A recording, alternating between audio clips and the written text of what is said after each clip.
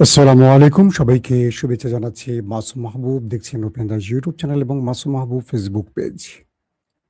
জি মামুন ভাই, south Africa থেকে দেখছেন না? টেম্পুর মাথা নষ্ট হয়ে গেছে। কালাম ভাই, কালাম আজাদ। দর্শক, আজকের দুপুরের লাইভ সেশনে যে গুরুত্বপূর্ণ খবরগুলো রয়েছে আমি সংক্ষিপ্ত কয়েকটা শিরোনাম জানাই। প্রথম, মার্কিন যুক্তরাষ্ট্রের সাবমেরিন, নিউক্লিয়ার সাবমেরিন ইরানের জলসীমার খুব কাছে এসে দাঁড়িয়েছে।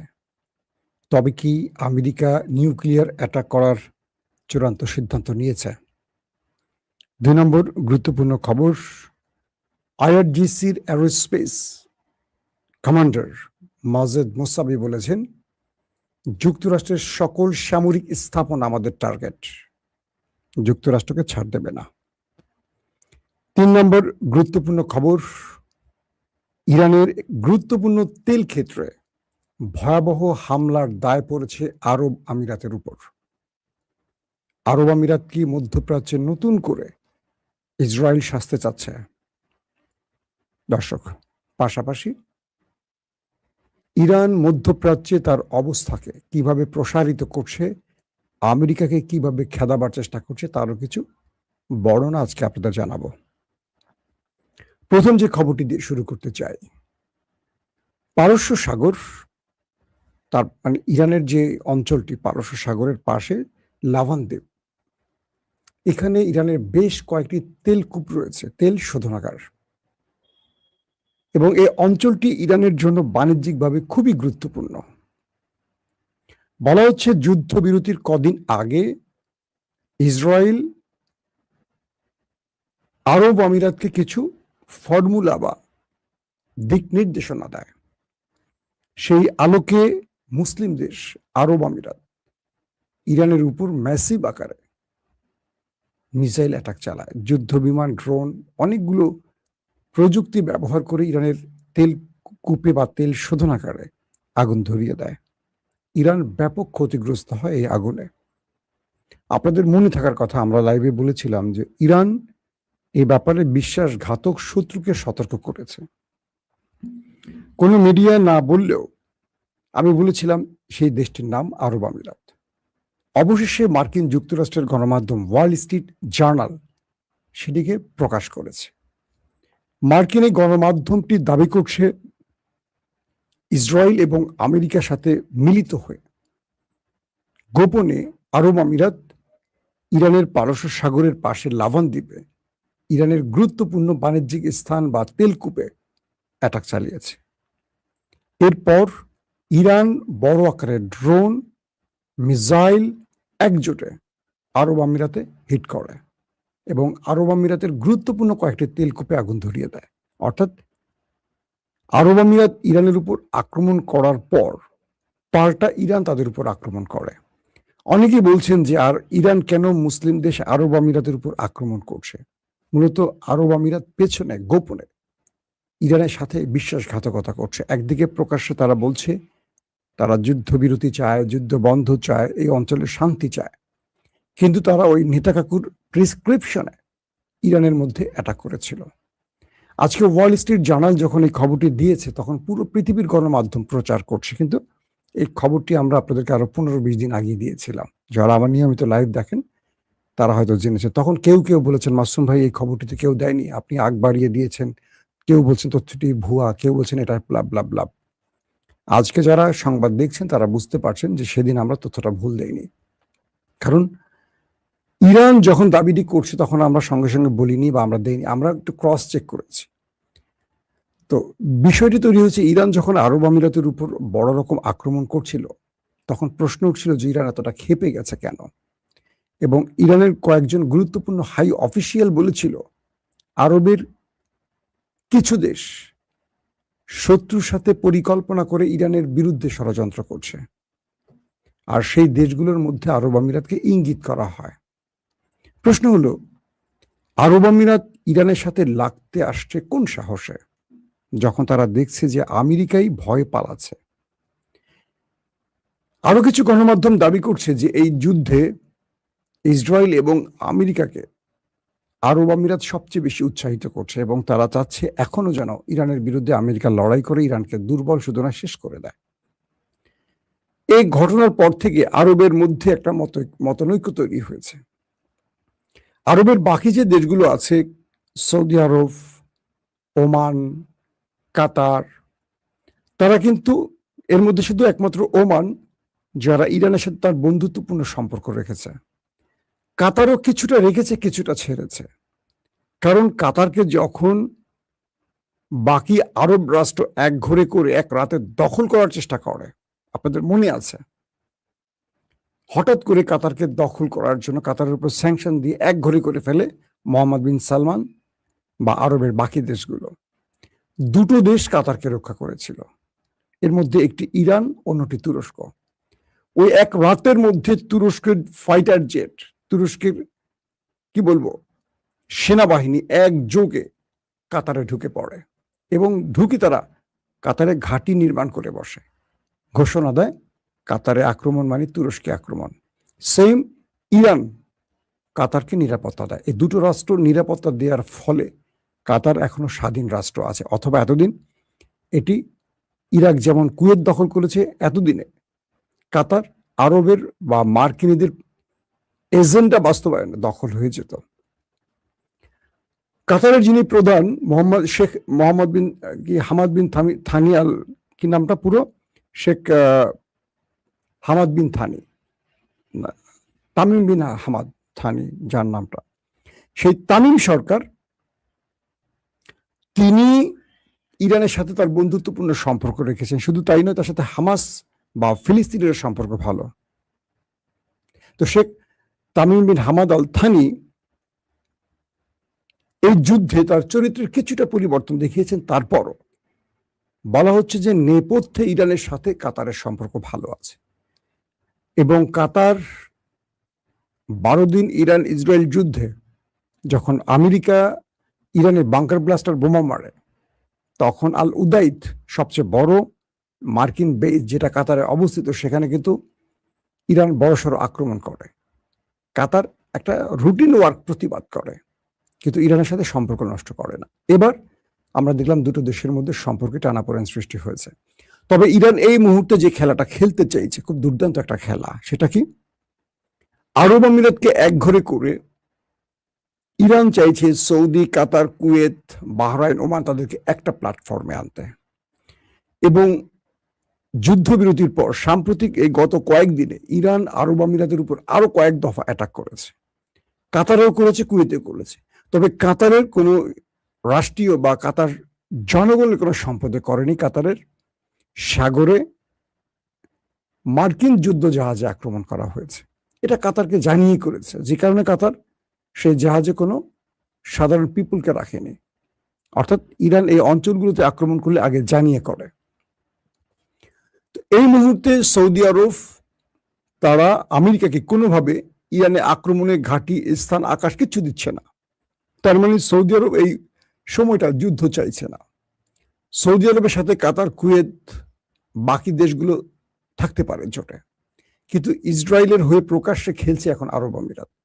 তাই যুদ্ধটা যদি শুরু হয় কোনোভাবে, আবারও ইরান আরব আমিরাতকে তামা করে ফেলবে। একদম ইরানের পক্ষ থেকে বলা হয়েছে যে এবার আমরা শত্রুকে বা শত্রুর প্রাসাদ থেকে ইটগুলো খুলে নিয়ে আসব। আমরা পূর্বে শত্রুকে শুধু বার্তা দিয়েছি, আক্রমণ করে মামুলি আক্রমণের মাধ্যমে তাদেরকে বার্তা দিয়েছি, এবার আমরা বার্তা দিচ্ছি না।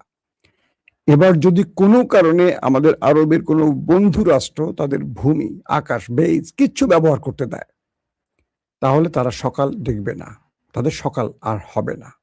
তার মানে ইরান কাতার, আরব আমিরাতকে বড় রকম টার্গেটে রেখেছে এবং গত 3-4 দিনে আরব আমিরাতে কয়েকটা সফল অ্যাটাক করে তাদের তেলকূপও আগুন জ্বলিয়ে দিয়েছে, তাদের আন্তর্জাতিক বিমানবন্দরও অচল করে দিয়েছিল।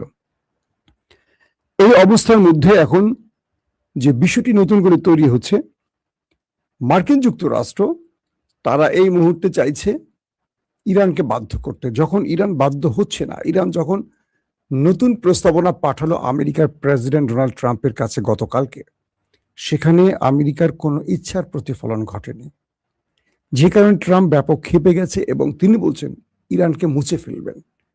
ইরানকে তিনি আবারও সময় দিয়ে বলছেন, যদি তুমি এই অবস্থায় থাকো বা তুমি এই মানসিকতা পরিবর্তন না করো তবে তুমি শেষ। এর পরপরই আমরা দেখলাম জিব্রাল্টার প্রণালীর কাছাকাছি মার্কিন যুক্তরাষ্ট্রের নিউক্লিয়ার সাবমেরিন এগিয়ে আসছে। বলা হচ্ছে ইরানের জলসীমার খুব কাছে মার্কিন এই নিউক্লিয়ার সাবমেরিন এসে দাঁড়িয়েছে। এটার যে ব্যাখ্যাগুলো আসছে বিভিন্ন সূত্র ধরে, আমেরিকা এই মুহূর্তে নিউক্লিয়ারের চেয়ে হরমুজকে বেশি গুরুত্ব দিচ্ছে। সৌদি আরবের আরামকো তেল প্রায় বন্ধ রেখেছে। সৌদি আরব বলছে যদি আজকেও বিশ্ব পরিস্থিতি স্বাভাবিক হয়, হরমুজ খুলে দেয়া হয়, পুরো বিশ্ব বাজারের তেলের পরিস্থিতি পরিবর্তন হতে 2027 সাল লেগে যাবে যদি আজকে সব খুলে দেয়া হয়। ভারতে মাত্র 2 মাসের তেল মজুদ আছে। পৃথিবীর বিভিন্ন দেশ অচলের মুখে পড়ছে। মার্কিন যুক্তরাষ্ট্র সবচেয়ে বড় চাপে আছে এ কারণেই যে হরমুজ বন্ধের ফলে পুরো বিশ্ব বাজার ধসে পড়ছে। ইরান তার সবচেয়ে বড় নিউক্লিয়ার এই হরমুজকে ব্যবহার করছে এই মুহূর্তে। তাই এই হরমুজকে ওপেন করতে হলে এয়ারফোর্সের চেয়ে বড় ভূমিকা রাখতে পারে মার্কিন নেভি। কারণ ইতিমধ্যে হরমুজ প্রণালীর উপরে মার্কিন ড্রোন, মার্কিন রিফুয়েলিং ট্যাঙ্কার, গতকালকে পরশুদিন বলেছিলাম মার্কিন F-35 ইরান খেয়ে দিয়েছে। এখন তারা আর এয়ারফোর্সের উপর ডিপেন্ড করতে পারছে না। তারা যে নেভাল ব্লকেট তৈরি করেছিল, এরপর তারা তাদের চূড়ান্ত যেই সিদ্ধান্ত সেটি হলো নিউক্লিয়ার সাবমেরিন। ইরান বলছে যে তোমাদের যা যা এসছে বা আছে সব পাঠাও, আমরা ওয়েট করছি। আমরা তোমাদের পূর্বের জিনিসগুলোর সাথে যে আচরণ করেছি এটার সাথে তাই আচরণ করব। যদি আমেরিকার সাবমেরিন ইরানের জলসীমায় প্রবেশ করে এটাকে ডুবিয়ে দেয়া হবে। ডুবিয়ে দেয়া, এটা তো ডুবেই থাকে, বাট ডুবিয়ে দেওয়ার অর্থ ধ্বংস করে দেয়া হবে। এখন বিষয়টা তৈরি হলো যে এই নিউক্লিয়ার সাবমেরিন আনার অর্থ কি? দুটো অর্থ। এক, ইরানকে ভয় দেখানো, কারণ ইরান আমেরিকাকে কোনোভাবে ভয় পাচ্ছে না। যত প্রকার ভয় দেখানো সব ভয় দেখানো শেষ, কিন্তু ইরান ভয় পাচ্ছে না। তাই এবার নিউক্লিয়ার সাবমেরিন পাঠানো হয়েছে। তারপর ইরান কি বলছে? আসো, তোমাদের নিউক্লিয়ার সাবমেরিনকে ওয়েলকাম। এটা আমাদের সীমান্তে ঢুকলে এটার সাথে আমরা আগেরগুলোর মতোই আচরণ করব। তো এই নিউক্লিয়ার সাবমেরিন থেকে নিউক্লিয়ার সমৃদ্ধ ব্যালিস্টিক মিসাইল ছোড়া সম্ভব। বলা হচ্ছে যে ডোনাল্ড ট্রাম্প তার নেভির উপর এবার ভরসা করতে চান, কারণ ড্রোন, বিমান, যুদ্ধ বিমান, হেলিকপ্টার সবই মোটামুটি ইরানের হাতে ধোলাই খেয়েছে। এখন তিনি হরমুজ প্রণালী বা ইরানকে অঞ্চলে বড় রকম চাপে ফেলতে সাবমেরিন এনেছেন, তাও আবার নিউক্লিয়ার সাবমেরিন। শেষ পর্যন্ত কি ডোনাল্ড ট্রাম্প আসলে যুদ্ধে যাবেন? ডোনাল্ড ট্রাম্পের আসলে কিছু করার নাই। ইরান ডোনাল্ড ট্রাম্পকে কোনো অপশন দিচ্ছে না। ইরান যে অপশনগুলো দিচ্ছে সেই অপশনগুলো আমেরিকার পরাশক্তির তকমা যেমন খুলে পড়বে, ট্রাম্পের রাজনীতির অপমৃত্যু ঘটবে। এখন কি করবে ট্রাম্প? ট্রাম্প একটা এক্সিট রুট চায়, ইরান তাকে একটা এক্সিট রুট দিতেও রাজি না। কারণ বহুদিন পর একটা সুযোগ পেয়ে গেছে ইরান। আবার ইরান যে অবস্থায় আছে, এই অবস্থায় আমেরিকাকে যতটা কাহিল করতে পেরেছে এটাকেও বলবৎ রাখতে চায়। অর্থাৎ ইরান যেই ফরম্যাটে এখন খেলছে এই ফরম্যাটটাকে অক্ষুণ্ণ রেখে খেলতে চাচ্ছে আমেরিকার সাথে। কারণ হঠাৎ ফরম্যাট পরিবর্তন করলে ইরানের মধ্যে হয়তো পরিবর্তন আসতে পারে। তবে আমেরিকা সবচেয়ে বড় যে কারণে ধরা খাচ্ছে সেটি হলো তারা আলী খামেনিকে হত্যা করে এখন বুঝতেছে তারা অনেক বড় ভুল করেছে। মার্কিন প্রশাসনের গুরুত্বপূর্ণ ব্যক্তিরা বলছে ট্রাম্প সবচেয়ে বড় ভুল করেছেন আয়াতুল্লাহ আলী খামেনিকে হত্যা করে। এতদিন তিনি থাকলে যুদ্ধবিরতির মাধ্যমে আলোচনা করে ট্রাম্প এখান থেকে মুখ রক্ষা করে বাঁচতে পারতেন, চলে যেতে পারতেন, যেটা বিগত ইরান ইসরায়েলের 12 দিনের যুদ্ধে পেরেছিল। কিন্তু এখন পুরো ইরান কন্ট্রোল করছে 31 থেকে 32 জন কমান্ডার, যারা এই যুদ্ধটি করছেন। তাদেরকে এমন একটি নির্দেশনা মুস্তফা খামেনির পক্ষ থেকে দেয়া হয়েছে যে আমেরিকার উপর আক্রমণ কে করছে এটা এই উত্তর দিতে ইরানের কখনো কখনো 24 থেকে 48 ঘন্টা সময় লেগে যায়। কারণ কি, ভিন্নভাবে স্বতন্ত্রভাবে 31টি কমান্ডোকে ভাগ করে দেয়া হয়েছে। ইরানের এক একটা কমান্ডার কোনো একটা নির্দিষ্ট নির্দেশনা এখন আর ফলো করছে না, কারণ তাদের এই চেইন অফ কমান্ড ভেঙে দিয়েছে আমেরিকা অ্যাটাক করে। তো এখন ইরান কি করছে, ধরেন আইআরজিসির অনেকগুলো দফতর আছে, যেমন অ্যারোস্পেসের যিনি প্রধান মাজেদ মুসাবি, তিনি ঘোষণা দিলেন কি, আমাদের আশেপাশে যুক্তরাষ্ট্রের প্রায় 15,000 সেনা অবস্থান করছে, 200 যুদ্ধ বিমান আছে, কয়েক ডজন যুদ্ধ জাহাজ আছে, এগুলো প্রত্যেকটাকে ধ্বংসের জন্য, এটা আজকের স্টেটমেন্ট, ইরান তার টার্গেট লক করেছে। কে বলছে? ইরানের আইআরজিসির যিনি অ্যারোস্পেসের প্রধান বা কমান্ডার মাজেদ মুসাবি বলছেন যে আমরা যুক্তরাষ্ট্রের সামরিক স্থাপনাগুলোর আমাদের টার্গেটে বা ইরানের টার্গেটে আমরা লক করে রেখেছি। আমেরিকা পাগলামি করলে এগুলোকে আমরা একটা একটা করে ছাপা করে দেব। পাশাপাশি বলছে যে আমাদের সবচেয়ে ভয়ঙ্কর অস্ত্রগুলো আমরা আপলোডে রেখেছি, একদম ইনস্টল করে দিয়েছি। ইরান আক্রান্ত হওয়ার সঙ্গে সঙ্গে অটোমেটিক এগুলো লঞ্চ হবে, কাজ শুরু করে দেবে। যেটি বলছিলাম যে ইরানের 31 বা 32 জন কমান্ডো, তারা প্রতিটা দফতর বা ভাগের প্রধান, তারা নিজের ইচ্ছে আক্রমণ করতে পারে। যে যখন মনে করছে আক্রমণ করা উচিত সে তখন আক্রমণ করে বসছে। যে জন্য আক্রমণ শেষে ইরান কখনো আক্রমণ করছে কি করেনি এই তথ্যটি জানাতে গেলে তাদের সময় লাগে, কারণ ভেতর থেকে খোঁজ নিতে হয়। এখন আমেরিকা দেখছে যে তারা যদি বর্তমান প্রেসিডেন্ট মাসুদ পেজেশকিয়ানের সাথে আলোচনা করে, ফল পাচ্ছে না। আব্বাস আরাকচির সাথে কথা বললে ফল পাচ্ছে না। কারণ কি? কারণ এতগুলো ভাগে বিভক্ত হয়েছে ইরানের সংস্থাগুলো, যুদ্ধকালীন সংস্থাগুলো, যাদের কোনো অস্তিত্ব ডোনাল্ড ট্রাম্প টের পাচ্ছে না। আর এটির মাধ্যমে ইরান সফলতা পাচ্ছে।